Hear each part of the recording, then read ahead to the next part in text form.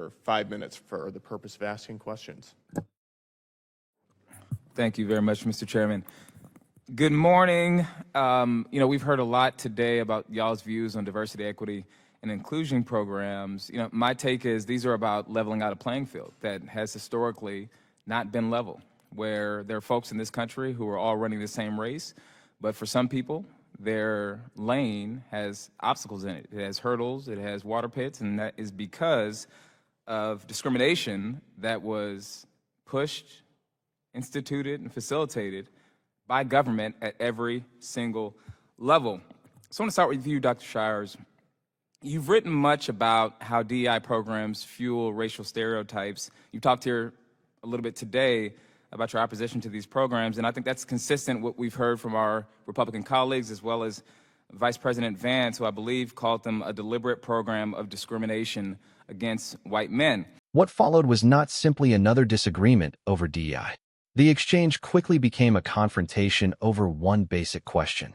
If the playing field is still unequal, should the government try to change the rules, or should it simply enforce the same rules for everyone?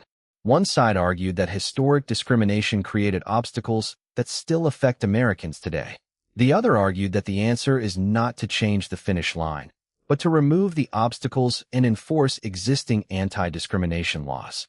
And then the questioning became much more specific. They're seeking higher wages. Would you say that those two people are more likely than not to be on the same playing field? Legally, yes.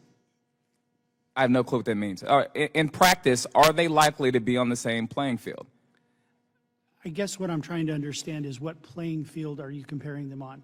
I mean, in your metaphor, you talk about how some lanes on the track have obstacles and others don't. The solution to that is to remove the obstacles. It's not to change the finish line. And DEI changes the finish line, whereas the federal laws against the discrimination are there to remove the obstacles. So if you're asking, if the question is, how do I get to the situation where both of them have the same access, the answer is removing the obstacles and enforcing the law. It's not changing the finish line. That distinction became the central argument of the hearing. The disagreement was no longer about whether discrimination had existed.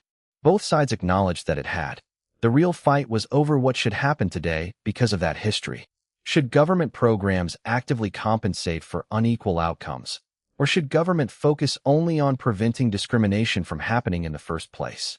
The next question pushed that argument from theory into one of the most controversial areas: home ownership and property values. If a random white person in this country and a random black person in this country go to get their home appraised, right, why is it that the black person is much more likely to get a lower value on their home appraisal?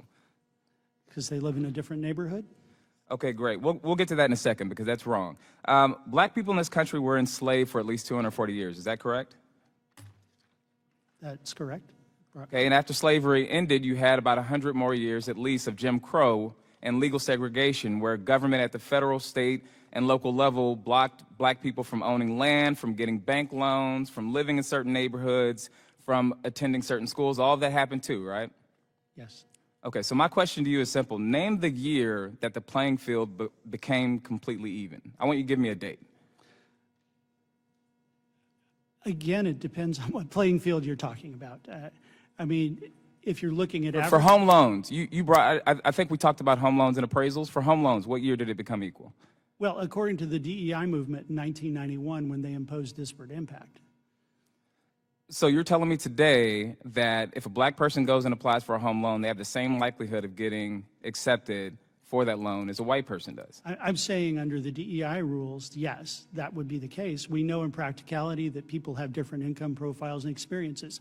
If you're asking me a person that lives next door to another person, if one is white and one is black and they go both apply for a loan, do I expect different outcomes? No. And if there are, then it should be enforced under discrimination laws. So you're talking about rules, I'm talking about outcomes. And that sentence changed the direction of the exchange. You're talking about rules. I'm talking about outcomes. Because that is where the two arguments fundamentally collide.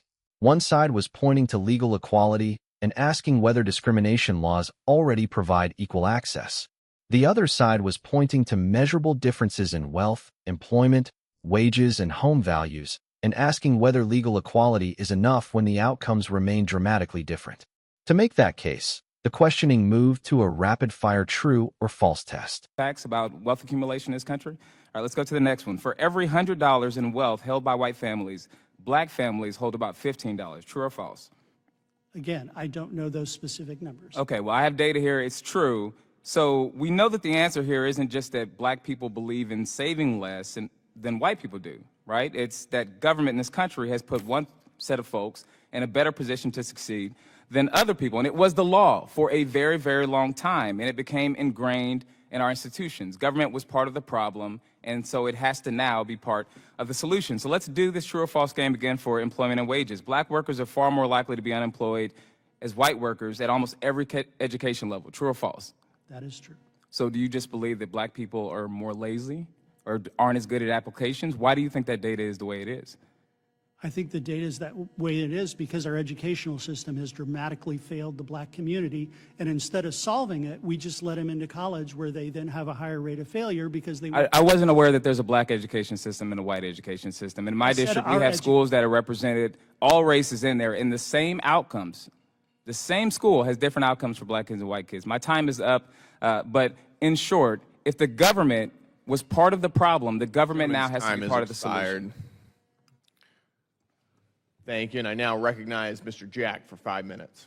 Thank you very much, Mr. Chairman. The exchange ended without either side giving ground. But the bigger issue remained unresolved. Are unequal outcomes evidence that the system is still producing unequal opportunity, or can those differences be explained by factors such as income, education, neighborhood, and individual circumstances?